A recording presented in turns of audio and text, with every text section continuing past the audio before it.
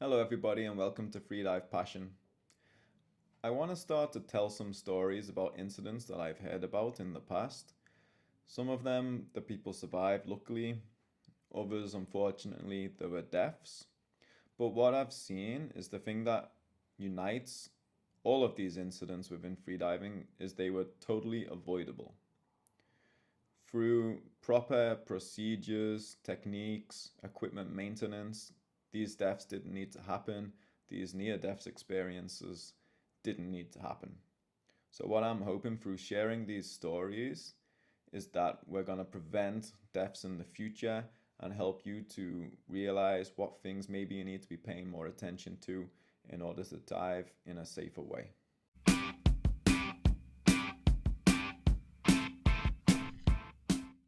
The accident I'm going to tell you about today, fortunately, did not result in a death, but it was very serious, and under slightly different circumstances, it very much would have. Okay, so I guess if you're watching this, you're a freediver and you understand basic terminology about lanyards and pulley systems and things like that. So I'm not going to go into what these are or explain in too many details about these things. I'm just going to get straight into the story.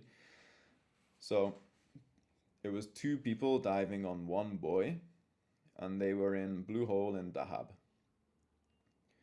Back in the days, the Molchanov pulley system was made out of metal, and I think it came with rope to attach to the buoy because everyone that I saw had rope already on it.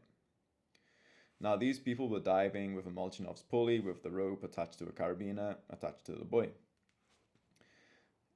They were doing some free immersion dives, one person diving, the other one doing safety. It's like quite a typical procedure.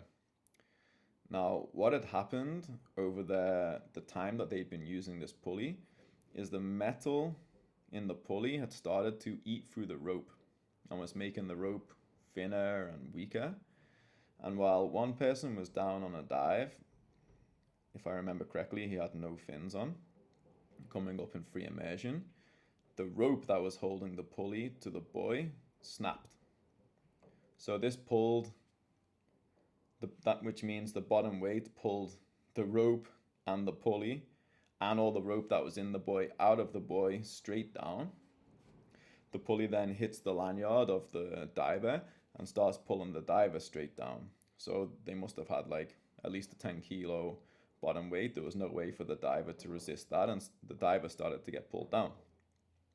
The safety reacted quickly and swam down and managed to release the lanyard of the diver and start to swim the diver up.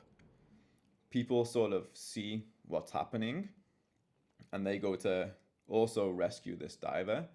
The people go down, rescue the diver, bring him to the surface. He's already blacked out.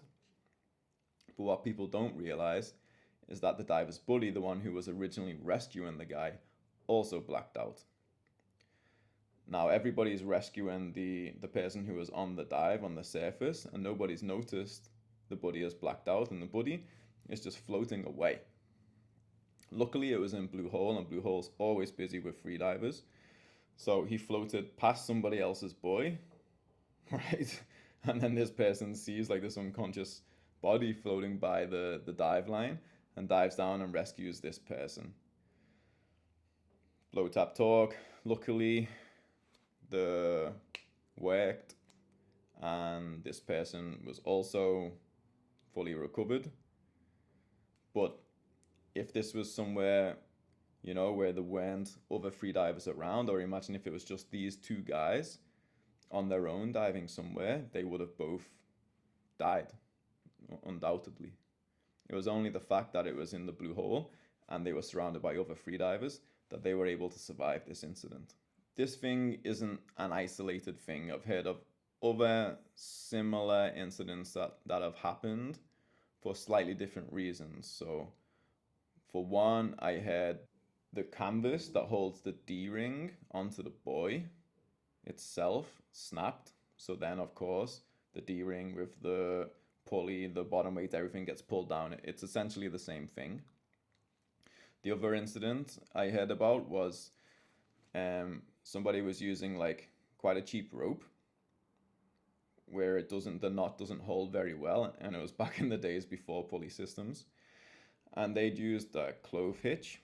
And what happens with the Clove hitch when you're doing free immersion on the way down with not such a heavy bottom weight, or if you're quite buoyant, is it makes a bit of slack, and the cow hitch came over the carabiner, unclipped itself, and then the rope just starts running freely through the carabiner. None of these resulted in deaths, but they could easily have.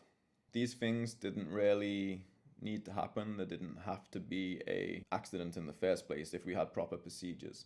So one thing that I do is I always use a swivel to connect the buoy to the pulley system.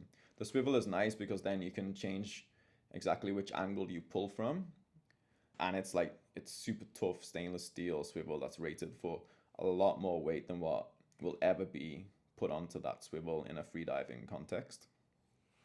If you don't have a pulley system and you want to use a knot, then the knot that I would recommend is a Clove hitch.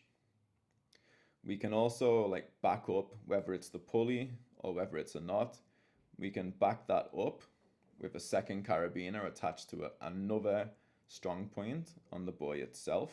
The end of the rope should also always be attached to the buoy, right? In this scenario, the whole rope got pulled out of the buoy and would have dragged the diver to the bottom of the blue hole, right? So at least the end of the rope should also be attached. And just in general, keeping your eye on your equipment for wear and tear. Keep looking at however your bottom weight is made up, checking your carabiners, checking the buoy itself, making sure it's not wearing out in any parts, especially around the D-ring, and replacing it when needed or repairing it when needed. If you are interested in safety, then come check us out. A few times a year we do practical safety seminars where we talk about the most regular situation that you would be in if you did have to perform a rescue, how to do rescues, how to do advanced rescues, how to do advanced airway management. So imagine somebody actually didn't wake up and you need to bring them back to the beach or back to the boat. How exactly you would then escalate the rescue until an ambulance does arrive. So head over to the website and check out when we do that. The next one coming up is in May. The idea of me telling you guys about these things is not to scare you, not to boast about all the stories that I've heard about in the past. It's so you have an idea of how to protect yourself from these accidents and hopefully to make freediving a safer thing that people do. What I'm seeing is more and more people are getting into freediving and maybe don't have the experience yet to understand what are the possible risks beyond just blackout. Because all of the worst accidents that I've heard of was more just bad decisions than deep diving. So I hope this video gave you something to think about. I'm going to release a few more. Not every video that I put out is going to be horror stories because that's a bit depressing. But I want to make this a regular thing and let you know about some of the incidents that have happened.